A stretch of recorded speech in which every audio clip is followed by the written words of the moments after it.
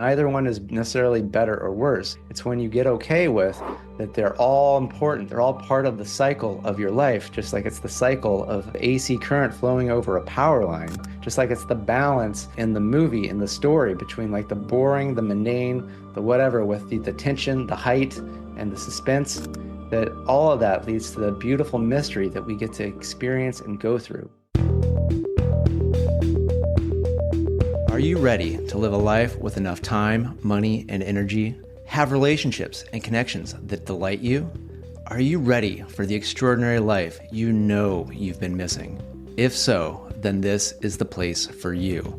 I'm a best-selling author, coach, consultant, and speaker who's worked in technology for over 2 decades. I'm a leader at transforming people and organizations from operating in fear, obligation, and guilt to running off joy, ease, and love. It's time for Engineering Emotions and Energy with me, Justin Wink, Ph.D. Today, I'm going to be talking about Goldilocks. Why Goldilocks? Because she knew the importance of something being not too hot, not too cold, not too hard, not too soft, but being just right. And how this is very important to living a long and joyful and productive and happy life. I've been noticing a lot. I've seen in my life, I've seen in other people's lives. There's a lot going on. It's storming today. There's a fire engine just cruising around. I live near the ocean, so it's kind of interesting to see a giant fire engine go by the little teeny road that goes by the ocean. But even this giant storm, which came through, it's still going on. It knocked out my power for about a couple hours. I was prepared. I had a backup battery generator. So, because I've had power outages that have lasted, day and a half here, which I know in some parts of the US, some parts of the world, they've like, I wish I only had, a day and a half power outage. But, one of the reasons I love living where I live is because there's balance. Where I used to live, which was in the Sacramento area of California, in the summer, it'd pretty much just be fucking hot. And in the winter, it would just be fucking cold. Where I live now, it's often either too hot or too cold. Some days it's sunny, some days it's cloudy, and some days there's some clouds, and then some days there's some sun. There's balance. I love it. There's balance. As opposed to too much of one thing, not enough of the other. And I found this in my life, and I've seen this with lots of people where often they're focusing, and rightly so. I'm not saying don't focus on it, don't want it, but that happiness. Oh, I want happiness, or I want money, I want abundance, or I want prestige. And the thing is that it's not about not having those things, it's about having them and having what is also not them. Because if we focus too much on what we don't have, we end up being out of balance and actually just having more of what we don't have. I've talked about this before, and many of you have experienced this, where the things that you want now, you've wanted for a long time.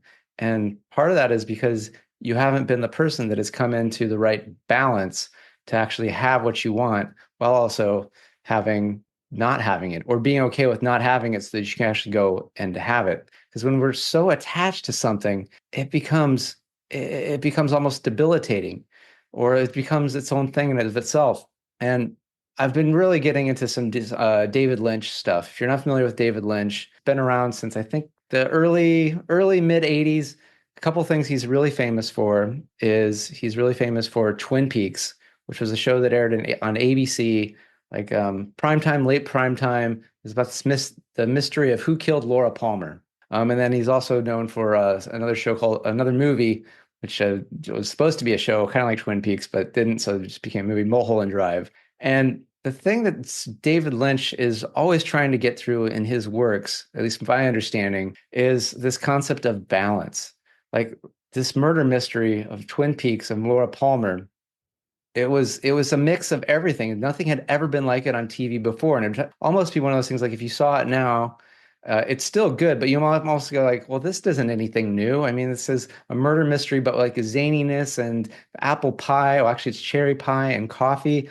What's the big deal? But at the time, it was there to bring balance to television, because it used to just be that there would just be this profanity of basically consumable violence on TV.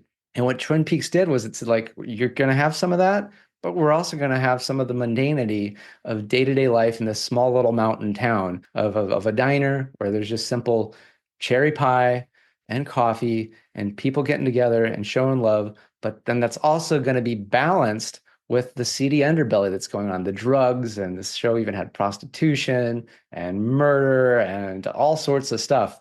And the point of it was that it really is the balance, the back and forth between sort of the dark and the light. And we as humans, we are also meant to sort of like go back and forth between the feelings of joy, satisfaction, ease, love, and then, also there's an importance to acknowledge and experience the fear, the sadness, the grief, the loss, the longing, right? The anger, the rage. Like these are two sides of the same coin. If you don't have the other side, you're actually not even getting the coin. And as humans, we're electrical beings. And my background is electrical engineering, and it's really things are not static in most electrical systems, even though it's sort of interesting. A lot of the devices we use, they use DC, direct current supplies, where it's a steady voltage, and then however much the voltage doesn't vary. Yet our bodies, what's an EKG or an electroencephalogram, ECG, that's showing the variations in the various voltages going on through our human system. And when we're talking about sharing big amounts of power across large distances, how is it done? With AC, alternating current that isn't just one voltage, it changes with time. That changing with time allows large amounts of power to go long distances. And so when we as humans tap into, because there's many principles of the universe, but one of my favorites is as above, so below, as within, so without, which means that we see rhymes or reflections in things at various levels, where we see that how something is outside is also happening inside. So if we see that, oh, large amounts of power conveyed through AC voltage and current, and how am I living my life? Am I allowing there to be alternation between light and dark, positive and negative? And with Twin Peaks, where this comes in, is if you take alternating current that goes through a cycle of light and a cycle of dark, what you end up getting, if you rectify that, meaning that you only allow the positive, right? And I'll see if we can get some graphics here to show this. I pulled some that you will get two peaks, twin peaks. So twin peaks is there to show the two phases of alternating current, which is a complete cycle of alternating current. And we are here to live in complete cycles where we experience not just the sunny, gorgeous days, but the cloudy, rainy, the power's out, things like that, because that allows us to have the contrast and the experience, the joy of life, which might include, and I've been experiencing this more and more, where it's like, oh my gosh, I'm so sad that I've lost this relationship or that this isn't going for me. Yet it shows that there's something I care about, something I want, and being able to find the joy in that. And so Goldilocks, she really did have something going there, because it wasn't that, yes, she knew the middle way, but she also didn't avoid trying things. She was open to trying something that was a little too hard, trying something that was a little too soft. Yet she realized that it was the middle way, which is often, for those that have studied, Buddhism, the Buddha, one of his great teachings was this concept of the middle way, not too much, not too little. And I got to kind of experience, sort of this middle path at a recent workshop. It was ended up being just phenomenal, where I had such great opportunities to meet some great people, but also to say what I want, say what I don't want, to go, I've had enough of this, or ooh, give me more of that. And it was awesome. The last they were, what were they calling them? Section, what are they calling them? Sections, system, structure. The last structure we did, or exercise, there was an element of, there were three groups, and three people got to choose which they needed to choose which group they would be a part of. And so, who are they going to partner with? And basically, so there's three groups. and three people. And for me, they took us and they said, okay, one of you is going to have complete choice. The other, it's going to be up to destiny. And the other one's going to be a little in between, which means somebody gets to choose first, somebody goes second, somebody goes third. Somebody immediately was like, I want to go last. Somebody else is like, I want to go first. And I was like, I want to go first. And then the facilitator's like, well, now we just kind of like see, who feels into they're okay with going second. And I knew that I was okay being middle. I knew it would work out for me. And so the first person goes out, gets their group. And so now there's only two groups left. And I go out and I see what was group one, and that's already taken, and these other two groups. And I'm like, the group that I want, is even better than I could have imagined, is here. And it ended up being a great exercise, great end of the workshop, great connection, great use of my voice. It was just a great experience, this workshop. But to just kind of like that middle way that like I don't need to have full choice necessarily, and I also don't need to completely leave it up to chance. Having a little bit. And this is what life often is, where we don't actually know everything. We'll never get to know everything. We'll never have perfect information. Yet we know some things and we have agency. We do have choice. So allowing that simultaneously, like I'm going to choose, but I'm also going to be open to that some stuff isn't up to me. And often that what isn't up to us has a big thing to do with timing, where it's like you don't know exactly when you're going to get what you want. But it's important to put out what you want because you're likely going to get it at some point. And if you don't know what you want, that's one of the things to work with. And if you do know what you want, but you're not getting it, that's when it's time to pay attention to the feedback. Because again, maybe you're out of balance. You're not acknowledging the things that need to be acknowledged. You're focusing too far on one end and not the other.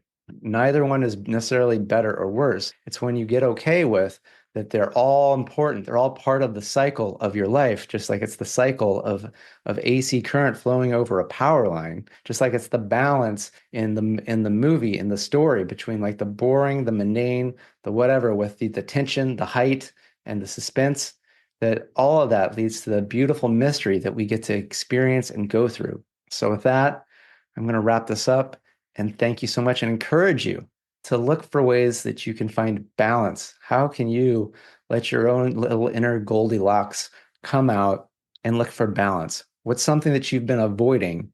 And maybe it's time to like lean into. And you don't have to lean into this stuff alone. That's where, coaches like me, other coaches out there, therapists, friends, that if we're open to the balance, it's out there waiting because our body's in balance while we're alive. And so we're meant to do more balance. Yeah, sometimes there's coughing, sometimes there's not. Sometimes there's tears, but not necessarily tears of sorrow. Sometimes tears of joy, or sometimes just tears of the body having a response that it needs to have.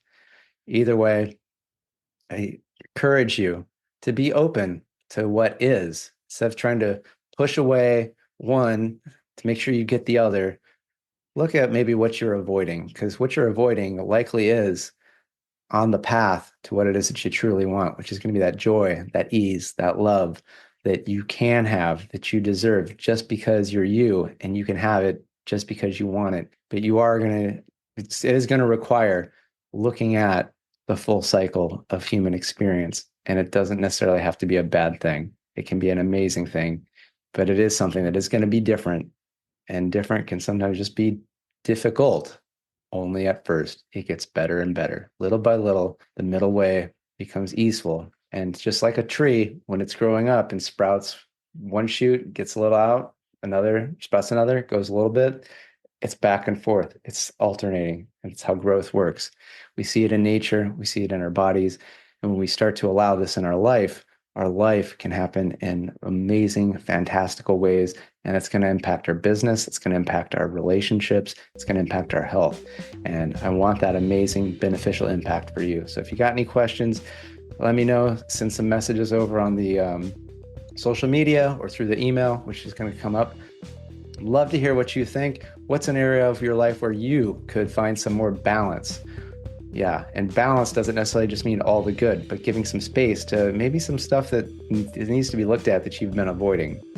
So let me know. I'd love to hear it with that. Thank you and good day. Thanks for tuning in to Engineering Emotions and Energy with Justin Wink, Ph.D.